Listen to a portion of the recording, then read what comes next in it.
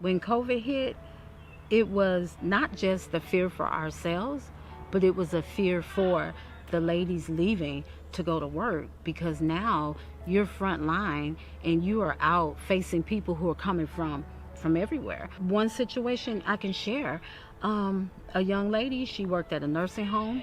She loved her job. She was pregnant, and then she got COVID. I like to just give companionship to them and just talk about whatever's on their mind. Like, some of them even like to watch the same shows I like. So when I come in their room and it's on, I'm like, hey, you watch this? I watch this too.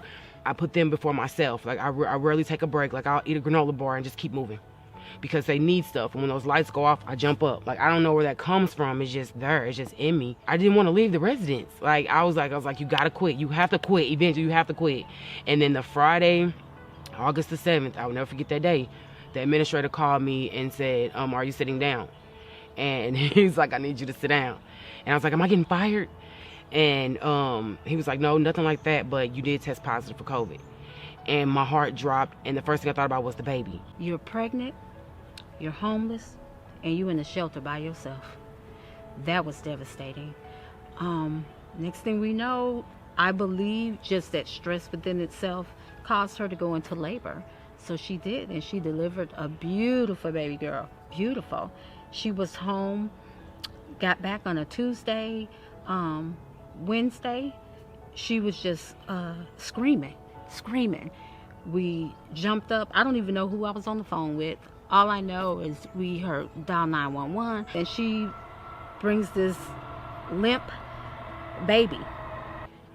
She was taking really deep breaths. Like, I saw her ribs when she was trying to breathe in, and I was like, that's not normal.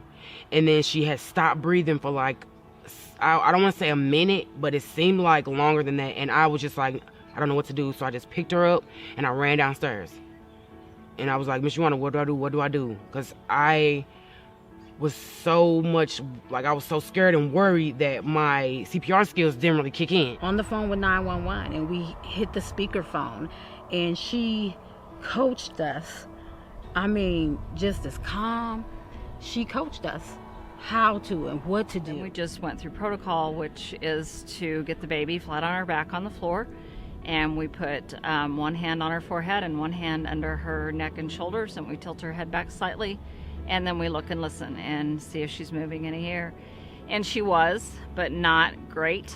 There was a little bit of trepidation and anxiety in the background. I could hear Mom and I could hear the caller, so I asked her to put me on speakerphone so Mom could hear what I was asking her to do, and then that helps to calm everybody down when they can hear. It was so scary, but she was very, very nice. She like I said, I'm glad she was patient and that she kind of understood that I really didn't know what I was saying, because I didn't. Like, I was like, she stopped breathing, I could see her ribs, I just don't know. And I was like, please just send them, please hurry up, just send them. And she's like, they're on their way, just they be patient. And then the fact that I had COVID, I couldn't ride with them. So that was the even scarier part. And they was like, she's fine. She is fine. Her levels are fine. They hooked her up to that machine. Ms. Joanna definitely was grandma at that time. She was like, that was, because at that time, these people were my only family. You know what I mean? And Miss Shirley was in there, and like, they were just as worried as I was. They were very helpful, like, to help me calm down. Like, I think Miss Shirley was more scared than I was, I think.